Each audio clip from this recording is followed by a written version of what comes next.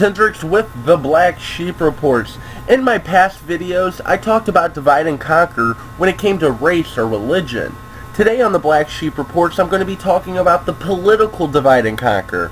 Now, the phrase divide and conquer is attributed to Julius Caesar and has been used by emperors and would-be tyrants ever since. Now, in the age of empires, divide and conquer was used to keep empire subjects from rebelling against the empire.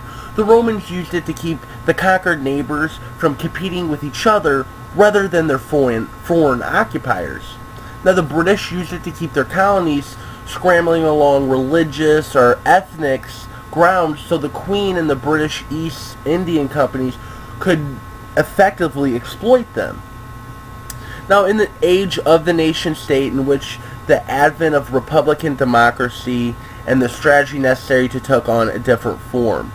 Now, the idea of a left and right wing in political schemes from the earliest days of the French Revolution, when the nation assembled divided into supporters, one of the king, which is the present right supporters, and then on the left, which was the revolution. Now, the notion of competing parties within the government was quickly transplanted to the American context, where the supporters of Alexander Hamilton united under the Federalist Party, causing Thomas Jefferson to form the Democrat-Republican Party. Now, the creation of political parties was greeted with uneasiness by many, including George Washington himself, who warned of the political demise under such a system in his farewell address. Now, it's also known among political scientists that powerful forces always seek to gain control of pre-existing social and political institutions so they can usurp their power.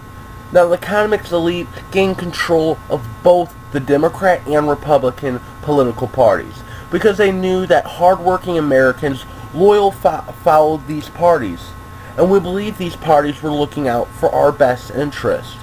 We have, for the most part, been lifelong Republicans or lifelong Democrats, but until we see our favorite party has been seized by power and greed, addicted interest, we will all continue to lose. These are extremely hard truths to face, but until we face them, we will continue our decline. The mainstream media creates what is known as mass psychology, as the spectrum of thinkable thoughts. By constantly discussing and debating surface issues like abortion or gay marriage, they limit the range of debate. Having a Republican versus Democrat spectrum leads us to never debating the undying economic elites who control both of these parties, not to mention their ownership of the media platform from which this debate is taking shape. The most important underlying issue are never discussed, and therefore never enter into the public consciousness. This is James Hendricks with the Black Sheep Reports. Subscribe if you're new, and don't forget to check us out on Facebook. Our page is Media on 9/11. Thank you.